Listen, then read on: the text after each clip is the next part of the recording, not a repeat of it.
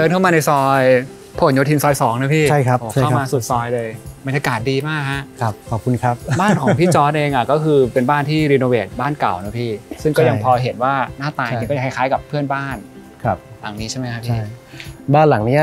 สร้างมาประมาณ50 กว่าปีที่แล้วนะครับก็ถ้าเราดูบ้านข้างๆเราจะเห็นว่ามันเป็นยุคเดียวกันหมดกลุ่มนี้ถูกสร้างพร้อมกันด้วยสถาปนิกแล้วก็เอนจิเนียร์คนเดียวกันเราก็จะเห็นว่ามันเป็นลักษณะของบ้านที่แบบเป็นยุคโมเดิร์นแล้วเริ่มมีความสมัยใหม่เข้ามาแต่ว่ามันยังมีความเป็น tropical อยู่เยอะครับแล้วผสมความเป็น mid century เข้าไปด้วยอย่าง mid century หมายถึงว่า mid century แบบที่เราเห็นในอเมริกาที่เราจะเห็นว่าเขาพยายามทำให้หลังคามันเบาเอาแสงธรรมชาติเข้าไปข้างบนเนี่ยถ้าเราดูในบ้านเราจะเห็นว่ากระจกเนี่ยจะขึ้นไปจนถึง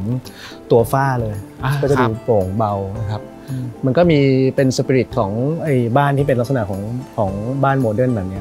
ครับอย่างตัวพอร์ชั่นบ้านจริงเหมือนมันก็ไม่ได้สูงโปร่งมากนะพี่และหลังคาเองความชันสโลปมันก็แบบไม่ได้แบบว่าไม่ได้ชันเหมือนบ้านไทยสมัยก่อน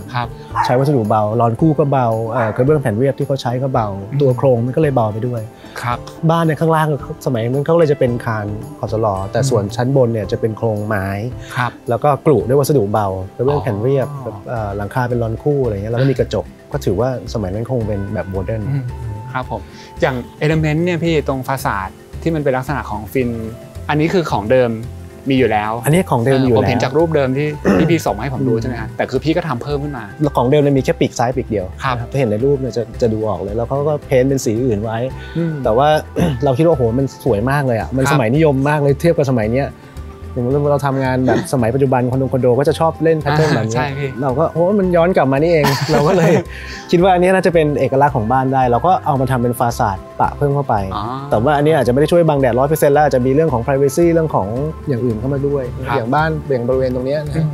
โครงเก่าแล้วก็เอากิมมิคนี้มาใช้แทนคือต้องบอกว่าอันนี้เป็นบ้านหลังเดิมแต่ตรงนี้เป็นอาคารใหม่ซึ่งมันก็ด้านล่างเป็นที่จอดรถแล้วด้านบนก็มีห้องอยู่พี่ก็ยังคงเอาเอลิเมนต์อันนี้เดิมมาใส่ไปอยู่แล้วเอลิเมนต์นี้จริงๆมันก็กระจายไปอยู่ตามส่วนต่างๆด้วยใช่อย่างเช่นรั้วประตูบ้านรั้วประตูนะครับแล้วก็ดีเทลแม้กระทั่งลายเพฟวิ่งพื้นตรงไหนที่เราต้องการโมทีฟบางอย่างเราก็จะใช้อันนี้เป็นหลักไปเลยครับแล้วผมเห็นบางหลังในซอยเนี่ยพี่เขาก็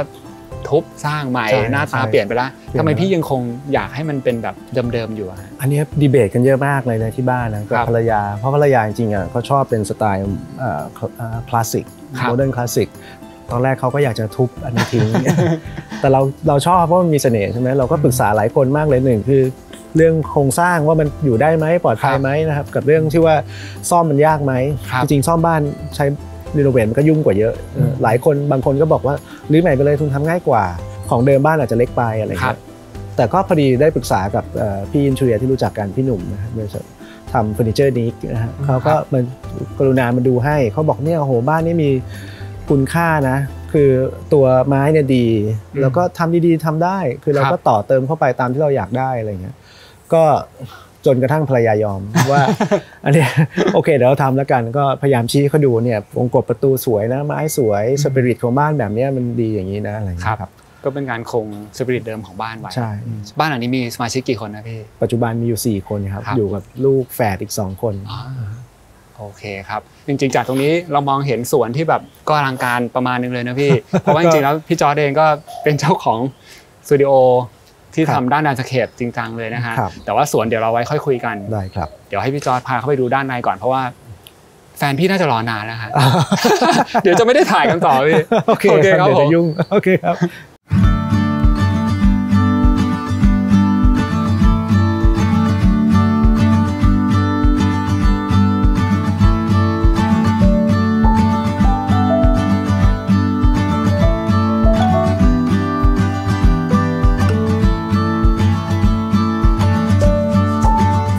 เปิดประตูให้นะครับครับประตูสวยเลยครับพี่ขอบคุณครับเปิด2อันเลยสวัสดีค่ะสวัสดีครับนี่คุณภรรยาครับครับผมคุณหนิงสวัสดีค่ะรอนานไหมครับพี่หนิงครับไม่นานมายากไหมคะไม่ยากเลยครับเมื่อกี้ผมมีทักพี่จอร์จไปว่าประตูเนี่ยสวยมากเป็นโครงเหล็กแล้วก็เป็นสีเขียวด้วยนะฮะทำไมถึงเลือกเป็นโทนนี้ครับพี่แล้วก็ทำไมถึงเลือกเป็นสีเขียวด้วยเลยดีกว่าจริงๆหนิงกับพี่จอร์จเนี่ยคือชอบสีเขียวเป็นหลักแล้วก็ไป ไปอังกฤษบ่อยมากช่วงที่ทำบ้านก็คือชอบหาซื้อของนู่นนั่นนี่แต่ว่าเราอะในขณะเดียวกันเราก็คือไปทั้งมิวเซียมไปทั้งการ์เด้นไปทั้งอะไรอย่างเงี้ยเราก็พยายามหาดูเหล็กสีเขียวแล้วก็คือลอง adjust กันดูว่าเราจะเอาลงได้โครงสร้างที่เป็นเหล็กแล้วเราก็เลยไป associate กับสีเขียวที่อยู่ที่นู่นอย่าง Kew Garden หรือพวกโครงเหล็กในกริดที่เป็นสะพานเนี่ยเขาจะเพ้นท์เป็นสีเขียวโทนประมาณนี้ครับแล้วพอดีว่ามาเจอพอมาถึงบ้านแล้วเราก็อยากได้โครงเหล็กแล้วเราก็เห็นว่าบ้านเดิมเนี่ยเขามีกระเบื้องสีเขียวที่มันเป็นโทนเดียวกันอยู่พอดีเลยอ๋อก็คือตรงแนวเสานี้ใช่ไหมใช่เราก็คีปองค์ประกอบหลายๆอย่างของบ้านนี้ไว้เพราะว่าคือตอนที่เรามาได้บ้านเนี้ยคือเราถูกใจโครงที่มันมีความเป็นโบราณเนาะแล้วเราคิดว่าสมัยนี้คือทำแบบนี้ไม่ค่อยได้อาจจะได้นะแต่ว่ามันก็คงไม่มีความที่ยูนิคอ่ะเหมือนสมัยก่อนนะคะถึงว่าเพราะฉะนั้นพอเราได้หลังนี้มาเนี่ยเราเริ่มรื้อฝ้าออกแล้วเพราะว่าของมันเก่ามากเราก็ต้องรื้อมาดูมีอะไรที่เราต้องซ่อมเปล่าพอรื้อมาเนี่ยก็มาเจอตรงฝ้าเนี้ยเราก็ยังบอกพี่จอร์จเก็บตรงนี้ไว้ได้ไหมคือเราชอบความที่มันมีแพทเทิร์นมีหินมีดิบด้วยความที่บ้านนี้มันไม่สามารถจะเนียบได้เลยอ่ะมันมีองค์ประกอบหลายๆอย่างที่มันทำไม่ได้มันเบี้ยวไปหมดพอเป็นบ้านเก่าแล้วมันผ่านระยะเวลาไปเราจะบางอย่างก็จะเริ่มหลุดแกนเริ่มเบี้ยวเริ่มอะไรมันก็เป็น imperfection ซึ่งปกติเขาเป็นคนที่แบบต้องเป๊ะมากเราก็บอกว่าถ้าไม่งั้นต้องพยายาม break ตรงนี้ให้ได้คือเราก็ต้องแบบ expose บางอย่างที่มันไม่เนี้ยไปเลยแล้ว contrast ด้วยอันที่เราเข้ามาใหม่แทนมันก็จะเป็นเหมือนคล้ายๆงาน restoration เวลาที่เราเก็บอนุรักษ์อาคารเดิมอันไหนที่เป็นอันเก่าเราตั้งใจให้เห็นว่านี่มันคือของเก่าอันที่เป็นอันใหม่เราก็มาปะกันเลยครับอย่างสีเขียวที่ผมเห็นนอกจากตัวโครงเหล็กประตูแล้วเนี่ยมันก็ยังตามมาถึงส่วนพื้นกระเบื้องตรงนี้หรือโซฟาเองก็เป็นโทนที่เข้มขึ้นมาหน่อยอะไรแบบนี้นะฮะแต่ว่าจริงๆอย่างการที่มาบ้านหลังนี้เนี่ยก็มีคนที่แนะนำมาก็เป็นรุ่นพี่เป็นรุ่นพี่ก็เพื่อนพี่จอใช่ไหมฮะก็บอกว่าบ้านหลังนี้เนี่ยมีความพิเศษตรงที่ดีเทลต่างๆมือจับประตูเขาบอกว่าต้องมาดูให้ได้เลยอันนี้เนี่ยเดี๋ยวเริ่มจากข้างหน้าก่อนเลยเพราะผมก็เห็นว่าเนี่ยโอ้ขนาดแค่ประตูทางเข้าให้พี่หนิงเล่าดูทางเข้ามือจับแค่ขนาดด้านหน้ากับด้านในยังเป็นคนละแบบกันเลยนะฮะคือจริงๆแล้วเนี่ยเรารู้สึกว่า entrance มันเป็นหน้าตาของเรามันเป็นสิ่งแรกที่แขกสัมผัสทำยังไงให้ข้างในก็ match พื้นที่ข้างในข้างนอกก็มีความนิ่งๆไปแมทช์พื้นที่ข้างนอกเราก็เลยคิดว่าข้างนอกเนี่ยเราก็ทำเป็นนิ่งๆเป็นกลมๆเรียบๆเลยใช่ส่วนเข้ามาข้างในเนี่ยมันเป็นพีซที่หนิงไปได้มาตอนไปเดินเล่นที่ตลาดที่อังกฤษแล้วก็จะสังเกตว่าด้านในด้านนอกมันจะมีมือจับคนละอันหมดเป็นสตอรี่เดียวกันทั้งบ้านอันนี้คือสิ่งที่เราจะเห็นจากนี้ไปในทุกส่วนของบ้านนะฮะอย่างข้างในเนี่ยเราไปได้มาจากตลาดนัดคือเขาลื้อมาจากคฤหาสน์ที่สำหรับคนรวยจะทุบทิ้งเขาก็จะเอาพวกนี้เอามาขายเราไปได้มาเราพยายามขายอยู่นานมากให้กับลูกค้าในร้านก็ไม่มีใครซื้อเลยเพราะเหมือนกับเขาอาจจะไม่เห็นภาพว่ามันต้องใช้ยังไงจนกระทั่งเรามาติดเริ่มถ่ายภาพเริ่มอะไรลูกค้าของ Knuckle Lift เองเนี่ยก็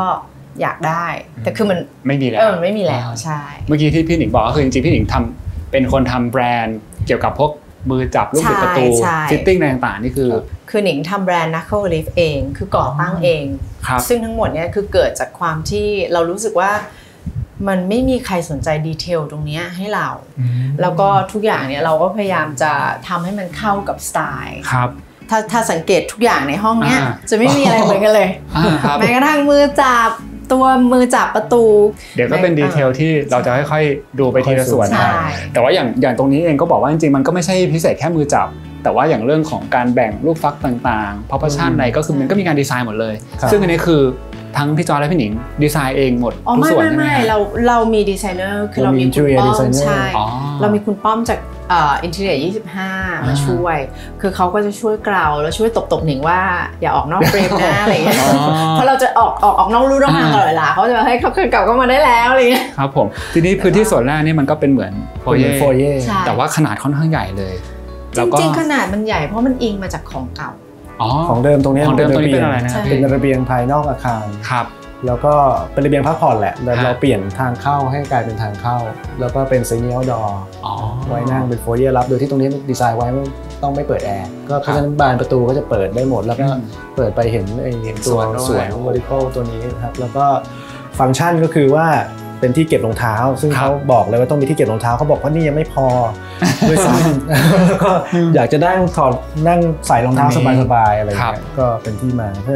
อันนี้คือจริงๆแล้วมันเหมือนห้องรองเท้าครับโอ้แต่ว่าตู้ก็สวยมากนะฮะแล้วก็มีดีเทลของวัสดุอย่างด้านบนนี่ก็เป็นท็อปเป็นหินใช่ไหมฮะใช่ตู้รองเท้าเนี้ยเราก็มีการเจาะรูข้างบนตรงนี้อ๋อครับเราก็เลยคิดว่าชั้นข้างในเนี่ยเราไม่ได้ทำสุดเราทำตื้นเพื่อที่จะให้มันมี ventilation ขึ้นมาส่วนตรงนี้เราทำรูไว้เพื่อให้อาจจะ ventilate ได้ทั้งหมดแล้วก็เราใส่ตะแกรงไว้เพื่อที่ว่าเราเป็นคนกลัวสัตว์ทุกชนิดกลัวมันเข้าไปในรองเท้าคือเราจริงๆแล้วมันอาศัยจากความที่เราแบบเป็นคนจุกจิกแล้วก็เห็นอะไรอย่างเงี้ยแต่อันที่ผม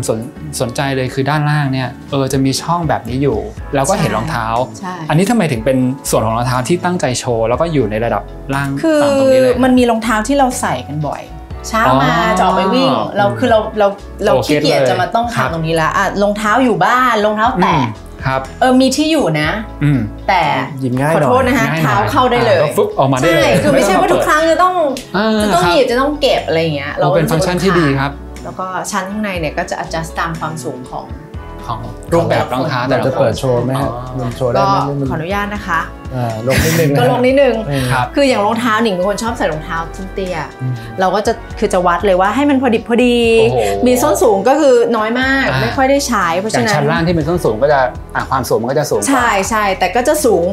ไม่ได้แบบเหลือที่เยอะนะครับส่วนนอกนั้นเนี่ยพอดีหมดเลยก็เขาจะเป็นอย่างนี้เขาจะวัดของทุกอย่างที่มีก่อนทำทุกชั้นเนี่ยมันจะพอดีผมทำชั้นหนังสือเขาบอกให้ไปวัดมาว่ามีหนังสือกี่ไซส์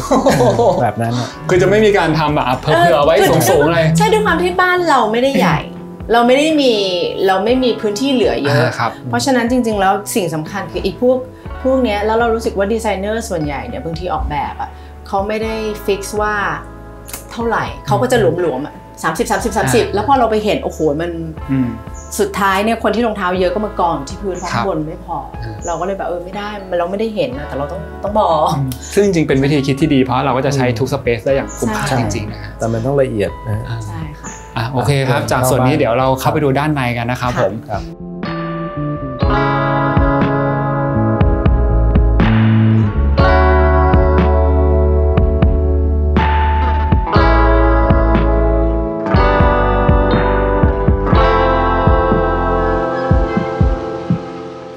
นี่ครับเชิญครับแกร็บเชิญเข้ามาในบ้านกันเชิญค่ะเข้ามาก็พื้นก็จะเปลี่ยนเป็นพื้นไม้เลยนะฮะครับแล้วก็ด้านบนเราก็จะเห็นต่อเนื่องกันก็ยังคงเห็นอย่างที่พี่บอกว่ามันจะเป็นการผสมผสานกันอย่างคานก็คือเดิมเลยไม้นี้ก็ใหม่ป่ะพี่อันนี้ไม้เก่าเลยครับเราตั้งใจเอ็กโพสแต่สภาพอะไรนี่ดีมากเลยนะครับเนี่ย50 ปีแล้วยังดูดีอยู่เราก็เลยแบบโอ้อันนี้คือ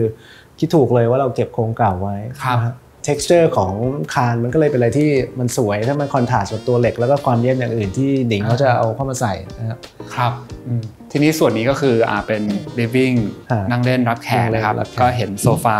กว้างเลยครับตรงนี้นอนได้อีกจุดหนึ่งที่อยากจะให้พูดถึงคือเรื่องของฟังก์ชันเอาที่ผมเห็นก็คือมันก็เชื่อมต่อกับส่วนของครัวตรงนี้นะฮะแล้วก็ตรงนี้ก็น่าจะเป็นห้องน้ำใช่ไหมครับแล้วก็ตรงนี้เป็นห้องจะเป็นห้องเล่นเด็กplayroom คือจริงๆแล้วตรงนี้เป็นส่วนอินทีเรียของบ้านเดิมซึ่งเขาใช้ฟังก์ชันทั้ง living area แล้วก็ dining นะครับห้องน้ำมันอยู่ที่เดิมเลยใช้ห้องน้ำเดิมไว้ส่วนครัวอันนี้เป็นอันที่เล่าให้ฟังว่าเราขยายต่อจากข้างหลังจากโครงเนี่ยเราจะเห็นว่าอันนี้เป็นบ้านใหม่แหละ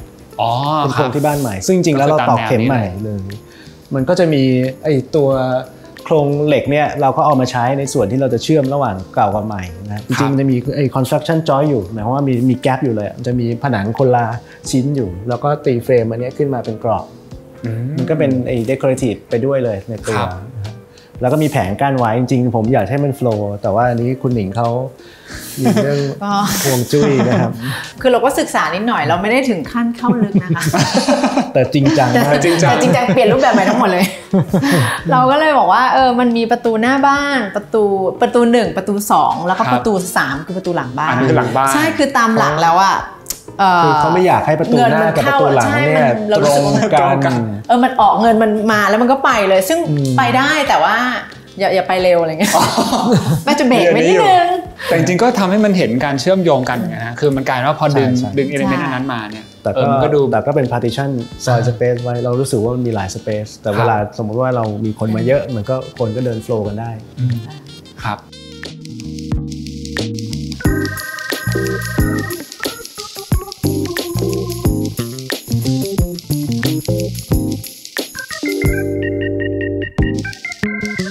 พอเข้ามาในส่วนของครัวเนี่ยมีความรู้สึกว่าเป็นอีกโทนหนึ่งเลยใช่อันนี้คือส่วนนี้สีเขียวจะน้อยหน่อยก็จะมีแค่ส่วนของหน้าต่างฝั่งนี้ใช่ไหมครับแล้วก็ด้วยพื้นด้วยนะพี่เดินเข้ามามันเป็นคนละฟีลลิ่งเลยอันนี้มันเป็นอะไรครับพื้นอันนี้มันกระเบื้องดินเผาแบบไม่เคลือบหนึบๆเท้าหน่อยก็สั่งรุ่นแบบที่ไม่เคลือบมาครับแล้วก็ด้วยความที่มีไม้เยอะขึ้นนะฮะใช่แล้วก็อย่างตัวท็อปมันก็จะเป็นออกโทนครีมตรงนี้มันจะดูมีความเป็นฟีลแบบโทนสีอีกโทนหนึ่งนะอ่อนลงจริงๆเดี๋ยวคุณแก๊ปไปจะมีอีกแบบจะมีอีกหลายมันจะเข้าไปอยู่อีกโลกครับโอ้แต่ว่าชอบดีเทลหลายๆอย่างเลยอย่างการเลือกแม้กระทั่งแค่แบบสีอะไรอย่างนี้ก็โอ้โหวันดูแบรนด์น่าจะมาจากอ่างตัวนี้เป็นหลักนะเราได้อันนี้มาได้คือหนิงได้อันนี้มาตั้งแต่ก่อนสร้างบ้านละจริงๆได้อ่างมา3ใบก่อนสร้างบ้านเริ่มต้นมาสีนี้จับคู่กับไม้สักแล้วค่อยๆไล่ไปเรื่อยๆอันนี้ก็ไม่อยากให้เขียวแล้วเพื่อนก็เป็นสีกะปิแบบนี้ครับทีนี้พอเราพลิกกลับมาดูอีกฝั่งหนึ่งอันนี้จะเห็นแล้วว่ามันกลายเป็นโทนสีเขียวที่เชื่อมต่อกันมานะครับแล้วก็ความพิเศษคือตรงนี้เนี่ยมันโค้งด้วยนะพี่มันตอนผมเห็นรูปที่พี่จอร์จส่งมาให้ดูก่อนจะมาถ่ายเนี่ยก็มุมนี้มันพิเศษมากแล้วก็อยากรู้ว่าตอนสร้างตอนทำนี่ทำยังไงหรือแม้กระทั่งไอตัวบานฝั่งนี้ครับอันนี้คือบานกระทุ้งใช่ไหมพี่อันนี้บานกระทุ้งครับแต่ก็ยังมีดีเทลในการที่แบบมือจับอย่างนึงตัวกระจกทำไมมันถึงยังต้องเป็นแบบเนี่ยโอ้โหเหมือนจริงๆแล้วตอนแรกหมายความวิดตรงนี้มันไม่พอมันขาดไปนิดนึงที่เราจะจัดฟังก์ชันแบบนี้ก็เลยต้องยื่นออกมาเป็นนุกยื่นออกไปตอนแรกเราก็คิดว่าจะเป็นตรงๆธรรมดาเลยล่ะนี่เขาก็อยากได้โค้งมากอยากได้กระจกโค้งมากซึ่งอันนี้สงสารช่างมากเลยนะครับเขาทำกันหลายรอบเหมือนกันแต่ว่ามันยากมันต้องดัดโปรไฟล์เหล็กไอ้วงกบที่มันมีหลายชิ้นตัวนี้แล้วให้มันเป็นโค้งก็ต้องเป็นกระจกดัดโค้งแล้วก็ตัวเฟรมเนี่ยต้องเอาเหล็กฉากมาดัดโค้งคู่กับตัวมันจะมีแฟลตบาร์ตรงกลางนี่นะครับแล้วก็มีเหล็กชิ้นนึงแล้วก็ค่อยเป็นตัวเหล็กฉากที่มาจากกระจกโค้งคือเป็นงานเหล็กที่ดีเทลมันดูเล็กอ่ะไม่ใช่เหล็กกล่องที่มันจะหนาครับเพราะคือถ้าเป็นอย่างโครงเหล็กอื่นๆตั้งแต่ประตูข้างหน้าเนี่ยอย่างที่พี่บอกคือมันไม่มีเดฟตรงนี้นะพี่ใช่มันก็อาจจะเป็นเหมือนชั้นเดียวอะไรเรียบๆหน่อยชั้นเดียวธรรมดาอันนี้ก็จะทำให้มันดีเทลขึ้นไม่ถึงกระจกเนี่ยกระจกที่โค้งนี่คือมันเขาต้องไปเขาสั่งมาได้เขาสั่งมาแต่ว่ามันต้องเป๊ะแล้วมันทำคือมันจะมาตัดไม่ได้คือต้องวัดพอดีครับใช่แต่เหล็กเนี่ยยากนะคือเราต้องมีช่าง maintenance ตลอดเลยเพราะมันก็เป็นสนิมแต่คือจริงๆในความสนิมเราก็โอเคเพราะเราไม่ชอบอลูมิเนียมเลยเราก็เลยหยวนแล้วก็มันก็เป็นจุดที่นั่งออกไปแล้วมันมองเห็นสวนที่จริงๆพื้นที่สวนด้านหลังนี่ไม่เยอะแหละแต่เราใช้ปลูกหลายเลเยอร์เอาแล้วก็อย่างส่วนตรงนี้เองนี่ก็กระทุ้งออกไปแบบใช่กระทุ้งออกไปมันก็จะมีที่ล็อกเป็นเส้นๆใช่ไหมฮะใช่ตัวนี้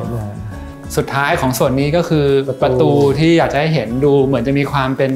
กลไกอะไรบางอย่างอันนี้เป็นประตูกลหรือค่ายกลอะไรหรือเปล่าพี่คือตอนเราทำบ้านอ่ะคือเราด้วยจากว่าอันนี้มันเป็นประตูหลังบ้านคือหนิงก็คิดว่า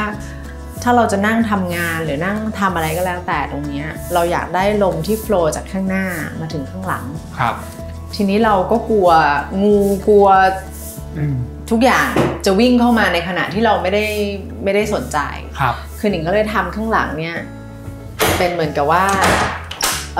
เปิดออกไปได้โอ้ที่แบ่งครึ่งเลยบนล่างเลยใช่เพื่อที่ว่าถ้าเรานั่งอยู่เนี่ยคือเราก็เอาเนี้ยไปเกี่ยวข้างหลังส่วนตรงนี้เนี่ยก็เรายังรู้สึกว่ามันมี protection เนาะว่าแบบ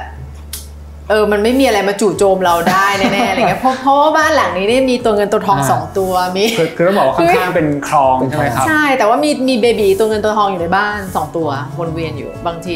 สัก10 โมงก็จะออกมาทักทายละครับแล้วด้านล่างก็คือแต่ถ้าเราเปิดถ้าเราล็อกไว้อย่างเงี้ยเราก็จะเปิด2บานพร้อมกันเปิดเป็นเสมือนบานเดียวได้ก็จะเปิดอย่างนี้ได้เราก็จะใช้มือจับที่มันเป็นเหมือนกับเขาเรียกว่าอะไรอ่ะบานดอใช่ก็จะมีความแบบ ไก๋ๆอะไรเงี้ยคือคิดดีเทลเฉพาะแต่ละส่วนจริงๆแต่ละส่วนมันจะไม่มีสแตนดาร์ดของบ้านหลังนี้ครับผม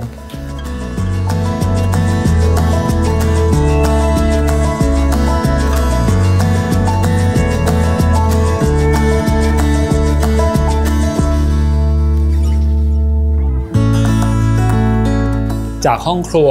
ครับเดี๋ยวพามาดูห้องที่สำคัญที่สุดสำหรับเจ้าของบ้านนะครับโอ้แล้วครับสำหรับพี่หนิงเลยเดี๋ยวให้หนิงเชิญโชว์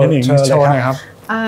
ห้องนี้จะเป็นห้องซักผ้านะคะครับคือที่สำคัญเพราะหนิงเป็นคนซักผ้าเองทั้งหมดของทุกคนในบ้านนี้ครับที่เราชอบคือเราบอกดีไซเนอร์เลยว่าเราขอมีที่ตากผ้าเพราะว่าบางทีเนี่ยฝนตกหรือชุดออกกำลังกายหรือเสื้อผ้าบางอย่างเราไม่ได้อยากจะให้โดนแดดแล้วเราอาศัยความร้อนจากเครื่องอบเนี่ยบางทีก็ให้เขาทำให้มันล็อกให้มันแห้งได้แล้วตรงนี้เนี่ยเราก็จะมีที่แขวนผ้าเล็กๆอยู่เป็นจริงๆแล้วเป็นพื้นที่เล็กๆที่เราแบบของเราอะไรเงี้ยเราก็เลยจริงๆแล้วเราคิดว่ามันเป็นดีเทลที่ดีนะบางทีเรามีเสื้อผ้าที่อยากจะตากแบบพาดไม่ใช่แขวนเนี่ยเราก็จะเอามาพาดตรงนี้ได้โอ้แต่ก็เห็นเลยว่าคือความดีเทลของพี่หนิงชัดเจนจริงๆถึงแม้กระทั่งเป็นพื้นที่ส่วนเล็กๆใช่เราก็ยังคงคิดมาแล้วผมว่ามันเป็นความดีเทลแบบมีฟังก์ชันด้วยใช่ค่ะจากตรงนี้มาถึงห้องน้ำนะฮะซึ่งอันนี้ก็มีคนบอกว่าห้องน้ำนี่ไม่ธรรมดาจริงๆห้องน้ำนี้เป็นห้องน้ำเดิมคือเราเก็บโพสิชันของโถอะไรไว้นะครับแต่ว่าเราโมดิฟายใหม่เดี๋ยวลองถ้าเห็นรูปห้องน้ำเดิมก็จะรู้ว่ามันมาไกลพอสมควรเชิญเดี๋ยวให้หนิงเดินคือจะขออนุญาตนะคะครับผมอย่างตัวฮาร์ดแวร์เนี่ยด้านนอกกับด้านในก็จะเป็นคนละเรื่องกันรอฮะเดี๋ยวขอดูก่อนนะครับคือด้านนอกเนี่ยคือเราจะอิงทีบาร์ให้เข้ากับส่วนกลางของบ้านส่วนด้านในเราใช้เป็น polish nickel หมดให้เข้ากับอุปกรณ์ในห้องน้ำทั้งหมดโอ้คือด้านในถ้าเกิดเห็นเนี่ยนะครับจริงๆจะเป็นสีเทาเลยใช่แล้วก็มือจับเนี่ยก็เป็นเงินนะครับพี่ใช่แล้วเราติดแนวตั้งจริงๆแล้วมันต้องติดแนวนอนครับเราก็เปลี่ยนมาติดแนวตั้งส่วนตรงนี้เป็นล็อกเราก็ต้องให้มันมาแบบบานพับเรารู้สึกว่ามันเป็นไข่เหมือนกันตัวบานพับตรงนี้ก็ยังเป็นดีเทลเป็นแบบดีๆแบบนี้นะครับแบบนี้ผมว่าไม่ค่อยเห็นเลยนะพี่ค่ะก็เป็นจริงๆอันนี้เป็นซิกเนเจอร์ของที่ร้านแล้วก็ส่วนรูปนี้เราก็ให้เพื่อนสนิทเราวาดให้ปอมนะคะปอมพิชานเขาวาดให้เราก็ไปขอร้องเขาวาดให้หน่อยหลายๆคนอาจจะรู้สึกว่าห้องน้ำมันไม่ได้สเปซที่เราจะต้องใช้เวลาหรือมีปฏิสัมพันธ์กับสิ่งต่างๆขนาดนี้อะไรอย่างเงี้ยนะคะแต่นี้คือก็เห็นว่านอกจากภาพขนาดใหญ่แล้วตรงนี้ยังมีการทำชั้นวางเป็นหนังสือแบบจริงจังแบบนี้เพราะพี่จอร์จเป็นคนติดหนังสือมากครับคือเราเป็นคนอยู่ในห้องน้ำนานมากเราสามารถนอนในห้องน้ำได้เลยเราก็เลยคิดว่ามันควรจะมีทุกสิ่งอย่างที่เราสามีเราหรือลูกเราชอบก็เราก็เลยพยายามจะเอาความชอบของทุกคนในบ้านมาใส่ในทุกๆจุดโอ้เมื่อกี้พี่หนิงพูดนอนในห้องน้ำได้หลายคนอาจจะงงว่าทำไมผมถึงไม่ตกใจจริงๆนี้มีการคุยก่อนนะเดี๋ยวจะพาไปดูว่าทำไมพี่หนิงถึงบอกว่านอนในห้องน้ำได้นะครับแต่ว่าข้างในนี้เราก็จะเห็นเป็นโทนขาวโทนเทาแล้วก็มีน้ำเงินในส่วนพวกนี้ก็แบกมาจากอังกฤษหมดครับก็ถือว่าเป็นการคุมโทนที่ดีเลยแล้วก็อย่างที่บอกคือเราก็จะสร้างโลกในแต่ละแบบบนพื้นที่สเปซแต่ละห้องอะไรอย่างเงี้ยนะครับ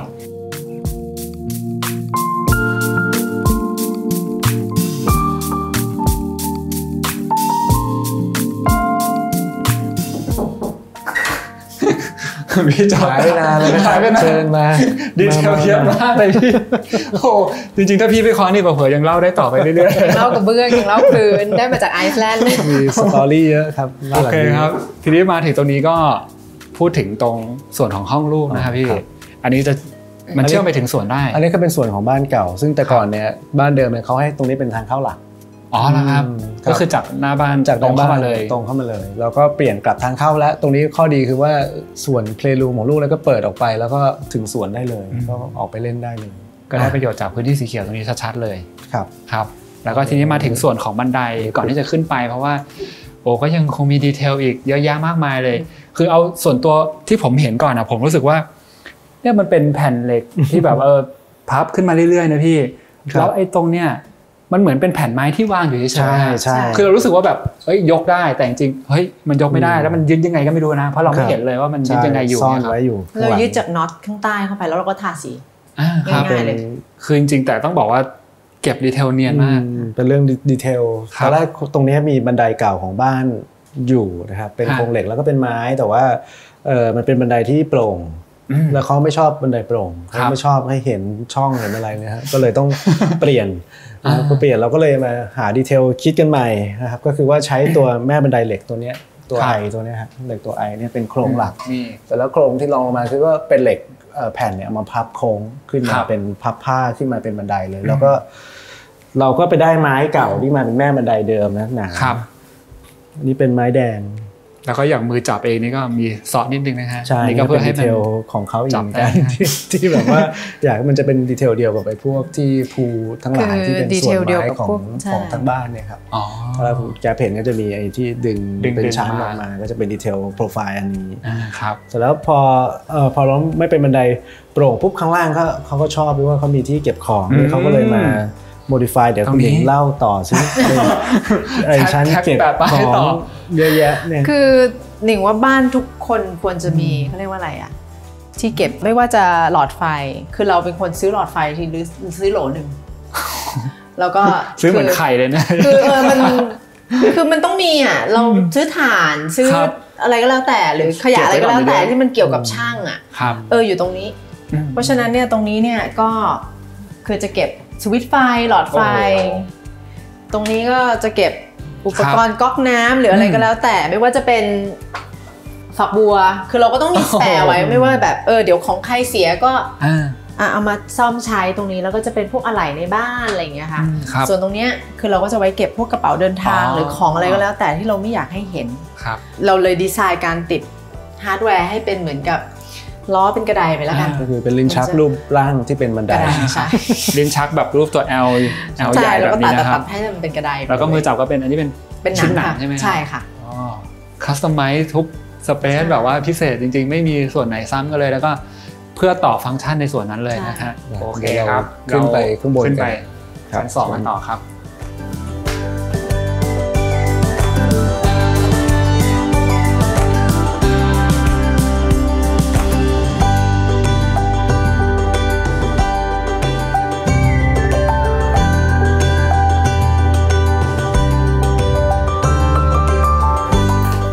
ชั้น2แล้วนะครับพี่เดี๋ยวเราพูดในส่วนของโถงบันไดนิดนึงอันนี้คือเป็นโครงเดิมของบ้านเก่าเลยใช่ไหมใช่ครับอันนี้คือโครงเดิมของบ้านเก่าเลยตัวเฟรมไม้พวกนี้ก็เป็นอันเดิมซึ่งเราก็ชอบนะเป็นกระจกหมดแต่ว่ามันโป๊ไปหน่อยแล้วมันเห็นด้านหลังเราก็เลยเลือกที่จะเก็บโครงไม้เก่าไว้ซึ่งไม้ก็ยังดูดีนะฮะแล้วก็สลับกระจกใหม่ให้มันมีแพทเทิร์นเป็นกระจกลอนกับกระจกฝ้ามันก็จะโมเดิร์นขึ้นมานิดนึงครับแล้วก็จะมีบางส่วนที่เป็นบานที่เปิดได้ใช่เพื่อระบายอากาศซึ่งเขาก็สมัยก่อนก็แบบ ventilation กับ tropical พวกนี้ดีครับอันนี้ก็เห็นว่าแสงธรรมชาติก็เข้ามาส่วนของโถงบันไดได้เยอะเลยนะครับครับโอเคครับถ้าเราเดินต่อไปเนี่ยตรงนี้จริงๆของเดิมจะเป็นโฟเย่ของเดิมบ้านหลังนี้เขามีเป็น3ห้องนอนนะครับก็มีห้องนอนใหญ่มาเซอร์เบดรูมแล้วก็ห้องนอนเล็ก2อันแต่ว่าแล้วมีห้องน้ำอันนี้1อันนะครับแต่ว่าฟังก์ชันเนี่ยเราก็อยากจะได้พื้นที่ living area เพิ่มนะครับเราก็เลยปรับให้ตรงนี้กลายเป็น living area ใหญ่พอเราเดินขึ้นมาเราก็จะเจอ living area ตัวนี้ครับซึ่งของเดิมจะเป็นห้องนอนนะครับของเดิมเป็นห้องนอนใช่อันนี้ก็กลายเป็น living area หรือว่า family room เรียกว่า family room ก็ได้นะครับแล้วก็นี่จะเห็นว่าลักษณะบ้านเดิมเสน่ห์ก็คือมีกระจกอยู่ข้างบนเนี่ยทำให้ทุกอย่างมันดูโปร่งแล้วก็เบาสโลปหลังคาก็เป็นเหมือนเดิมหมดเลยอันนี้คือเป็นโครงเดิมทั้งหมดเลยนะครับโครงเดิมทั้งหมดเลยเราแค่มาทำบานประตูตัวนี้เพิ่มเพื่อเราต้องการที่จะกั้นแอร์ให้มันแล้วก็เวลาที่เราไม่เปิดแอร์ก็อยากจะเปิดให้ได้หมดก็เลยกลายเป็นบานเปิดขนาดใหญ่2อันตัวนี้แต่ก็ถือว่าสเปซมันเปลี่ยนไปเยอะเลยนะพี่เพราะถ้าเกิดนึกภาพตามคือถ้าโฟเย่เมื่อก่อนเป็นขนาดแคบๆเนี่ยขึ้นมามันก็จะทึบตามหมดเลยมันจะเจอประตู3บานเลยแล้วก็เปลี่ยนให้มาเจอ living area แล้วก็โล่งขึ้นโล่งเลยประตูของเดิม2ห้องนอนก็รวบเหลือ1ห้องนะครับแล้วเอาประตูบานนึงออกครับมันก็ทำให้ไอ้ living area มันดู continue จากข้างล่างเชื่อมต่อกันมาครับแล้วพอออกมาตรงนี้ก็จะเห็นว่า ตรงนี้มันมีแบบช่องเปิดที่มองไปเห็นข้างนอกหมดเลยนะฮะได้ทั้งแสงธรรมชาติได้ทั้งวิวแล้วก็มองไปถึงยังส่วนของตัวหลังไม้ที่พี่ทำด้วยนะที่ทำแล้วก็เป็นสะพานเชื่อมไปจริงๆมุมนี้เป็นมุมที่เราชอบตอนตื่นออกจากห้องนอนมาเห็นก็จะเห็นสวนเห็นอะไร living space เราครับก็ถือว่าในแง่ของการปรับเปลี่ยนก็คือปรับให้จากของเดิมที่มันมีความทึบตันเนี่ยอันนี้คือเปิดโล่งมากขึ้นโปร่งขึ้นแล้วก็ถ้าเกิดเปิดหน้าต่างก็เชื่อว่าลมน่าจะแบบโฟลว์ดีเลยซึ่งโครงหน้าต่างอันนี้ของเดิมก็ทำไว้ดีนะครับเพราะว่าของเขาเฟรมเขาใหญ่มากเลยถ้าเราเปิดหน้าต่างเนี่ยมันจะเป็นบานเฟียมทั้งหมดเปิดออกพับออกได้หมดเลยก็เป็นข้อดีของโครงแบบเดิมที่ผมอธิบายตอนแรกว่าเขาเลือกใช้วัสดุที่เป็นเบาทำให้ไอ้เสาเนี่ยมันเล็กแล้วก็ทุกอย่างมันเปิดแล้วมันโล่งหมดก็เป็นสปิริตของไอ้โครงสร้างแบบเดิมของเขาครับผมแล้วก็ในส่วนของห้องตอนนี้ที่พี่แบ่งมาก็คืออย่างตรงนี้เนี่ยที่ผมเห็นคือมันเป็นเหมือนทำงานอะไรป่ะใช่เราก็เลือกที่จะเอาฟังก์ชันห้องทำงานเนี่ยมาติดกับห้องลูกแล้วก็จะมีบานห้องนอนลูกนะครับใช่ครับมีบานเลื่อนเปิดเชื่อมถึงกันได้ก็เป็นคอมมอนในเดียวเราก็นึกภาพว่าเดี๋ยวเราคงจะนั่งทำงานกับเวลาลูกทำกันบ้านเนี่ยดูกันไปพร้อมกันอะไรอย่างเงี้ยแล้วก็ฝั่งนี้ก็ฝั่งนี้เป็นส่วนที่เป็นบ้านมาสเตอร์เบดรูมแล้วคือห้องนอนเก่าเนี่ยในบ้านเดิมยังไงก็ไม่ตอบโจทย์คุณนาย เราก็เลยตัดสินใจว่าส่วนที่ขยายออกมาเนี่ยมันจะเป็นส่วนของมาสเตอร์เบดรูมซึ่งอยู่หลังกำแพงเนี่ยนะครับอันนี้ก็จะเป็นกำแพงของบ้านเดิมครับผมแล้วก็แต่ทำให้มันดูเหมือนเป็นตัวนี้ก็เลยจะหนาเป็นพิเศษจะเห็นว่ามันเป็นรอยต่อของสองบ้านอยู่กันครับคือถ้าเทียบกันก็คือส่วนของแนวครัวใช่ไหมพี่ที่มันเพิ่มเข้าไปโอเคตอนนี้ก็ได้เห็นสเปซภาพรวมของชั้น2แล้วนะฮะแต่ว่าห้องนอนเนี่ยเรายังไม่ได้เข้าไปครับเดี๋ยวเราเข้าไปดูเลยแต่ขอไปดูห้องน้ำเลยแล้วกันนะเพราะมีการคุยกับพี่หนิงไว้ที่พี่หนิงบอกว่าบางครั้งก็นอนในห้องน้ำด้วยแสดงว่าเป็นแฮปปี้รูมเป็นแฮปปี้รูมของพี่เดี๋ยวไปดูว่าห้องน้ำส่วนตัวของพี่หนิงแล้วเนี่ยมันจะเป็นโลกอีกหนึ่งใบซึ่งมันจะมีความพิเศษยังไงเดี๋ยวให้พาไปดูครับ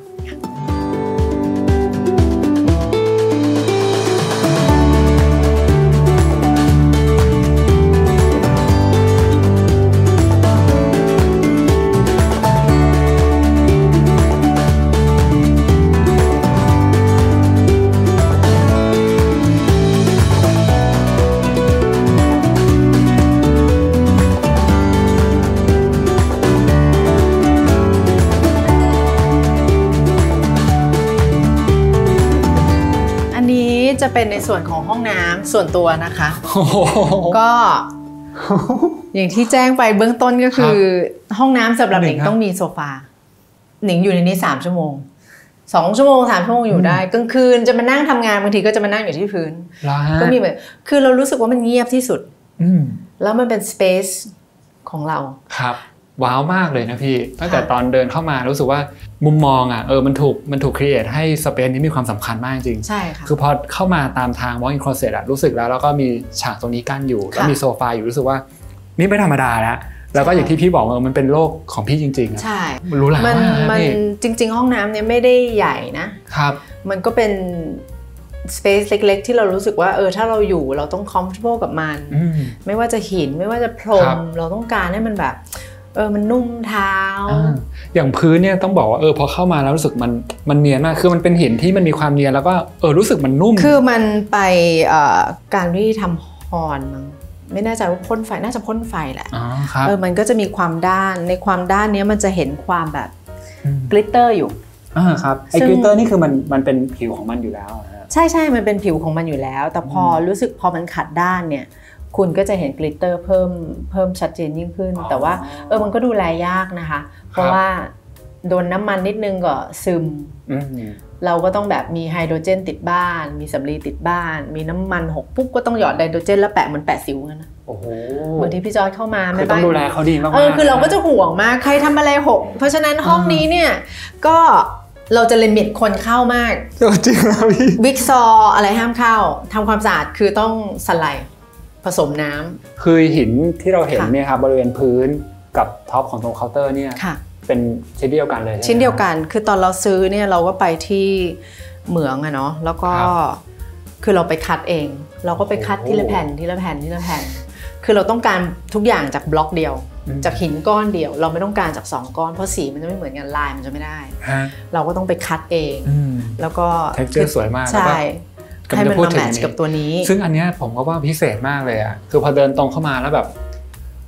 มันเป็นฉากหลังที่แบบว่าสวยงามแล้วก็ด้วยความสีของมันนะพี่จริงๆใช่ texture มันจะมีความเป็นเกล็ดใช่มันมีความเป็นแก้วมันมีความมันล้อกันได้แล้วมันก็มีความฟ้า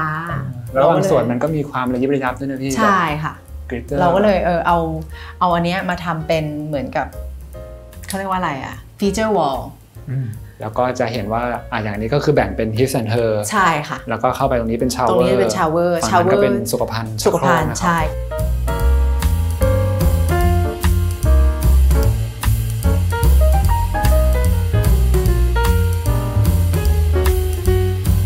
นี่แหละครับพี่อันนี้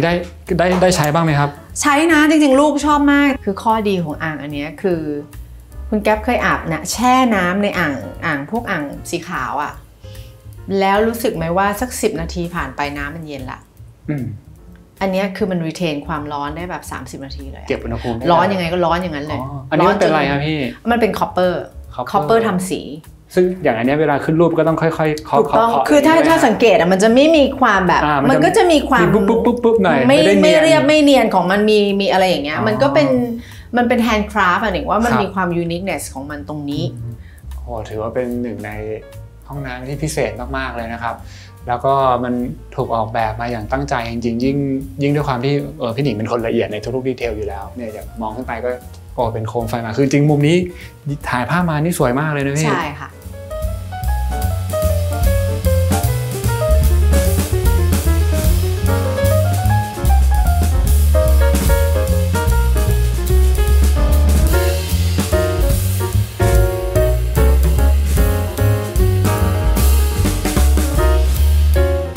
บ้านพี่จอยพี่หนิงเนี่ยดีเทลเยอะมากๆเลยนะครับ EP เดียวคงจะไม่จบแล้วครับเดี๋ยวต้องต่อกันที่ EP หน้านะครับซึ่งจะมีเรื่องของสวนที่เราจะลงดีเทลกันด้วยอย่าลืมติดตามชมกันนะครับสำหรับ EP นี้ผมไปก่อนแล้วครับฝากกดไลค์กดแชร์ Subscribe กดกระดิ่ง Channel กับธนาเวศด้วยนะครับไปแล้วครับ